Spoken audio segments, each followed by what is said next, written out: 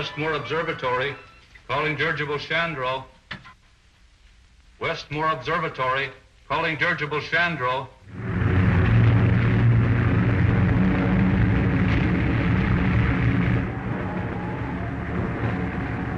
Not scared, are you, buddy? Well, I guess I was a little scared before you got above that blizzard. Keep a secret? Yes, sir. So was I. Well, I'm still scared. What for? We're up so high we can hardly breathe, and we're about to run out of oxygen. Westmore Observatory, calling dirigible Chandro. Flying too low now. Think on any more ice and snow? Calling dirigible Chandro. Westmore Observatory, calling dirigible Chandro. Good, they finally found us. Great, and take the controls.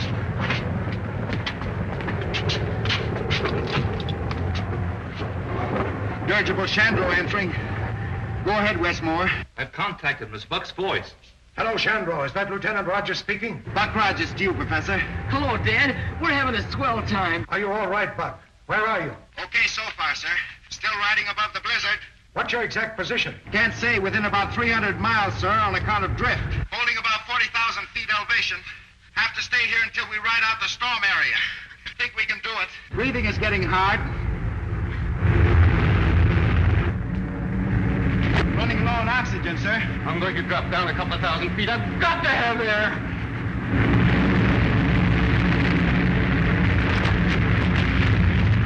Throw out ballast. We're losing altitude. We're going down where we can breathe. Are you fool? We're loading down with ice. Maybe too late now to lift this weight. No, Professor. We've dropped down into the storm. Buck's trying to climb out, but he can't make it.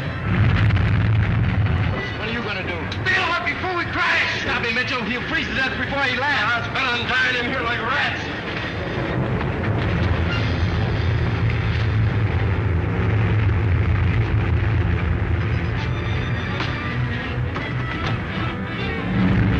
Do you think there's any chance for them, Professor? I'm afraid they're likely to crash, but there is one chance. Hello, buddy. Can you hear me? Yes. Then listen carefully. Do you remember that tank of Navano gas I put aboard just before you took off? Yes, sir, I do. If you're forced down, will you promise me to turn the lever on that tank as far to the right as you can, buddy? Yes, sir, I will. No, I don't get it. What is Navano gas? It's a recent discovery of the professor's. A gas that induces suspended animation. Suspended animation? Well, that's a lot of hokum, isn't it? Like perpetual motion and... Sure. You see that dog? He's been in there nearly 3 months. What's strange about that? He's dead, isn't he? He's neither dead nor alive for the time being.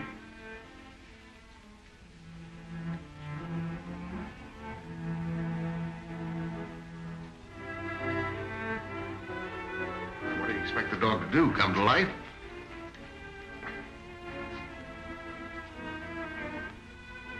Here, feel of his heart. Why, it's starting to beat. I put a tank of that gas aboard the Chandro as a precautionary measure. If they were forced down in some inaccessible spot, I hoped it would sustain their lives until relief ships could rescue them.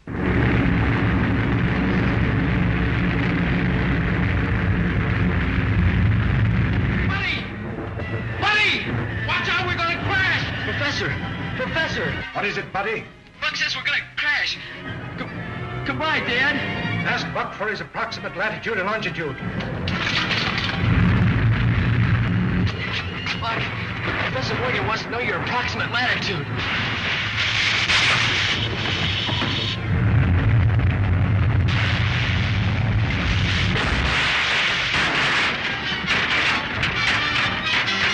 What's happened?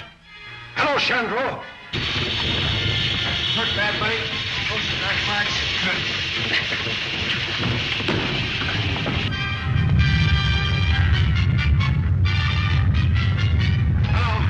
Hello. Chandro just crashed. Give me your latitude and longitude, and turn on the Navano gas. Gas is turned on, sir. Latitude about 70 north, sir.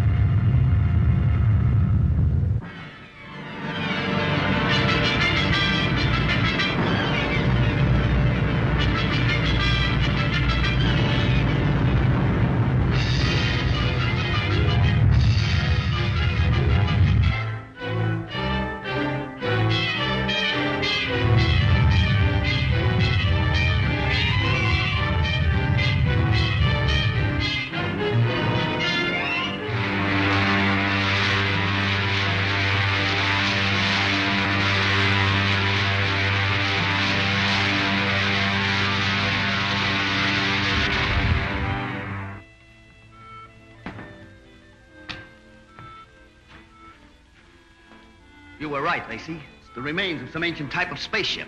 Wonder why we never saw it before. I've flown over this place 100 times. It's probably covered with ice most of the year. Let's take a closer look.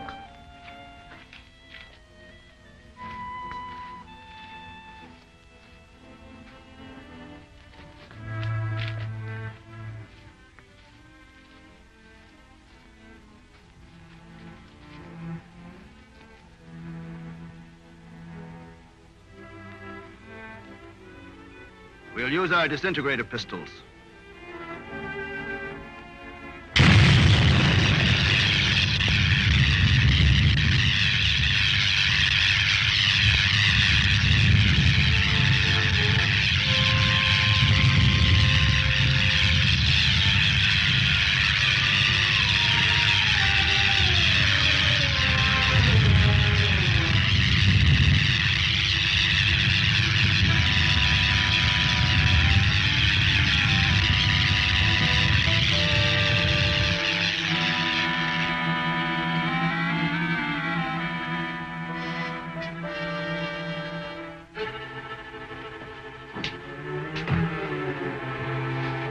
Like some sort of gas.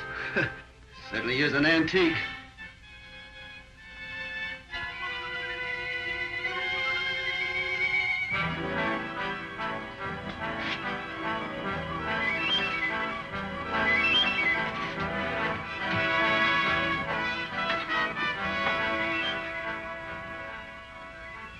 They're in a perfect state of preservation. Must have been frozen since the ship crashed.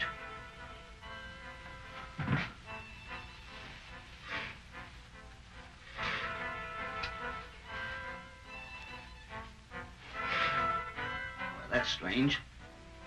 Body's almost natural temperature. Let's get them out of here. This gas is making me drowsy. Well, take hold of his feet.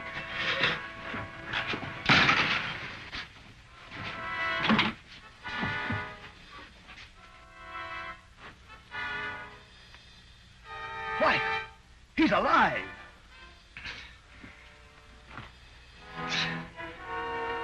Sure, I'm alive. What's wrong with you?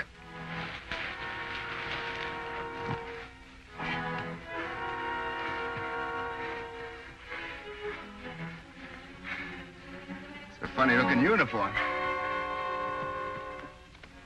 Buddy. Yeah. Buddy, snap out of it. He's all right. Professor Morgan's gas sure did the trick.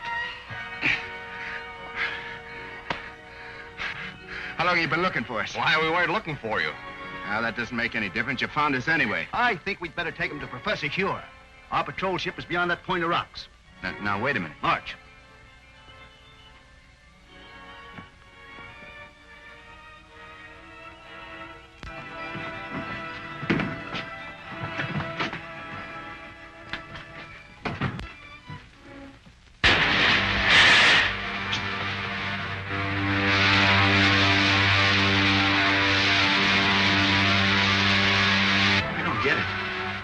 Ship's at least 100 years ahead of anything I ever saw.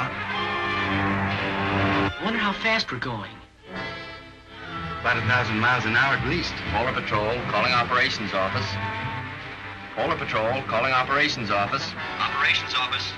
Go ahead, Polar Patrol. Golly, they sure dial in quick. Put this call through to Scientist General Huer. It is urgent. One moment. Go ahead. Captain Rankin speaking. We're approaching the city with 2 prisoners found in a dirigible. A dirigible? That's impossible. Such ships haven't been used since the 20th century. 20th century? What does he mean? I don't know. The ship was frozen on the tip of Bering Glacier. Prisoners were in a state of suspended animation when we found them. Bring them directly to me when you land. That is all.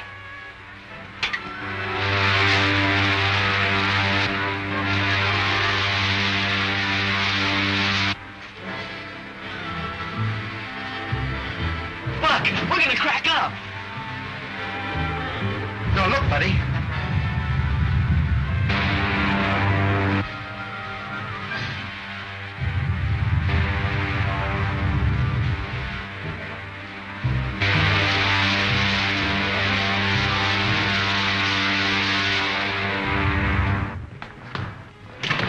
Scientist General suspects her. You're to come directly to his headquarters. Thank you, Lieutenant. Come along, men.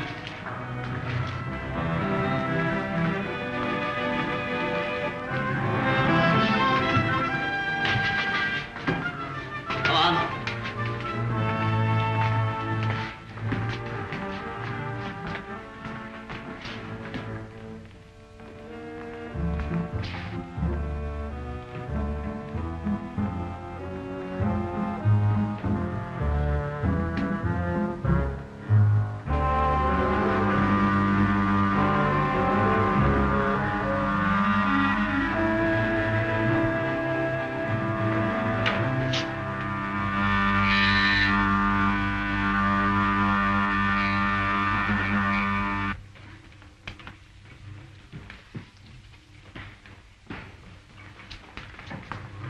Professor Ure. So what kind of an elevator is that, anyway? By radioactivity, it breaks down the atoms of the body to their component parts, and reversing polarity reassembles them wherever desired. Take my place, Lieutenant Deering. Follow our spaceship through the televi. How did you come to be in that dirigible? I was in command. We'd taken off from New York and were making a transpolar flight around the world when... What year was that? 1938. 1938? Impossible. Let me verify that.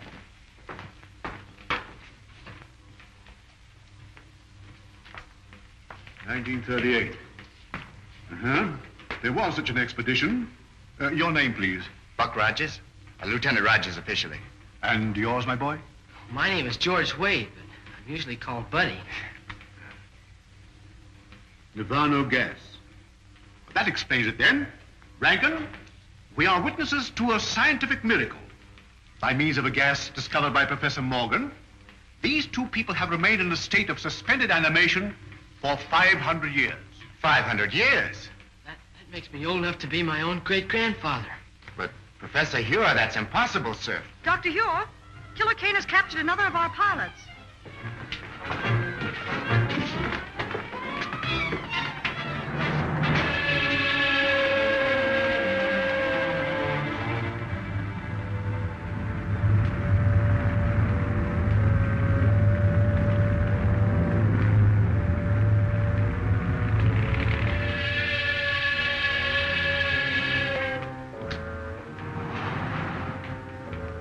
You may save yourself considerable discomfort by telling me where to find the entrance to the hidden city. I do not remember. I think I know a way to make you remember.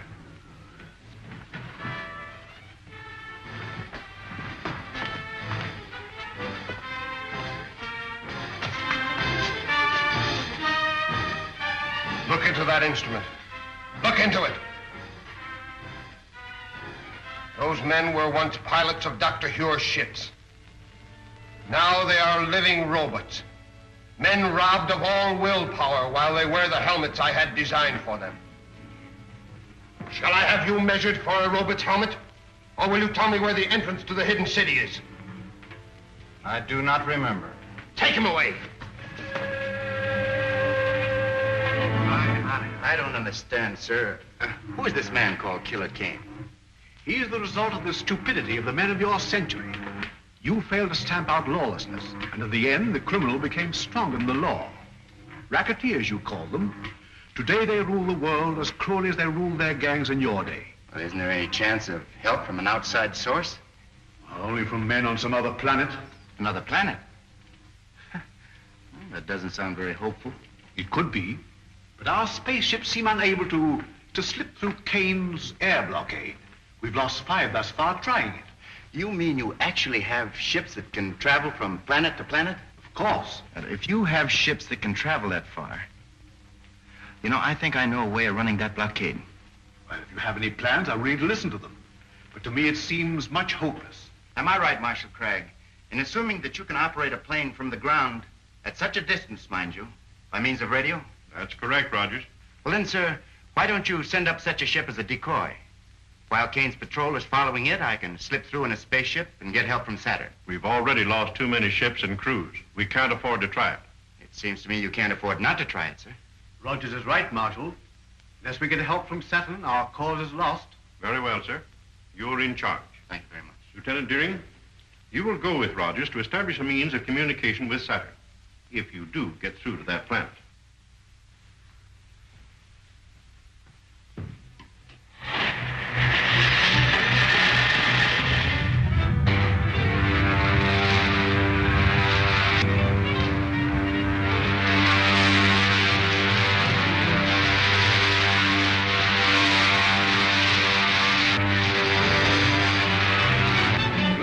Another one of their spaceships. Patrol ship 7-4 calling 60,000-foot patrol.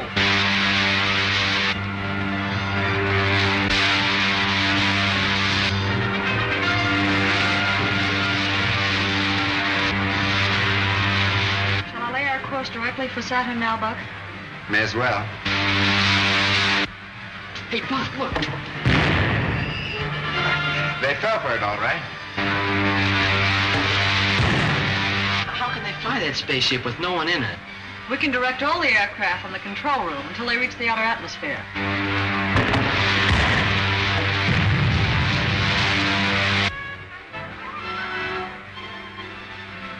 Don't think we'll run into any more trouble. Why don't you take a nap, Wilma? I'll take the controls. Thanks very much.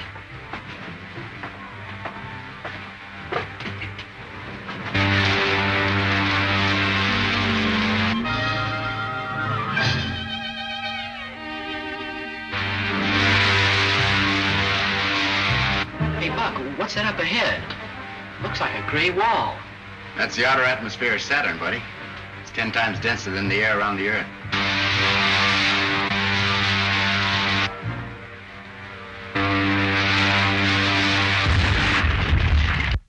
What was that? I don't know. Look, it's two of Killer Kane's ships coming up fast behind us.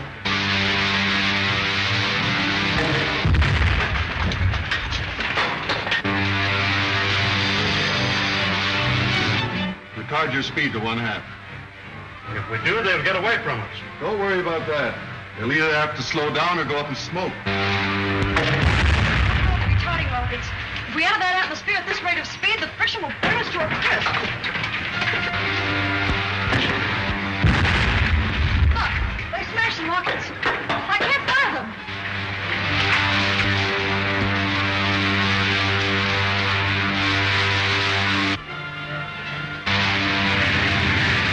Help me open the release valves in the oxygen tanks.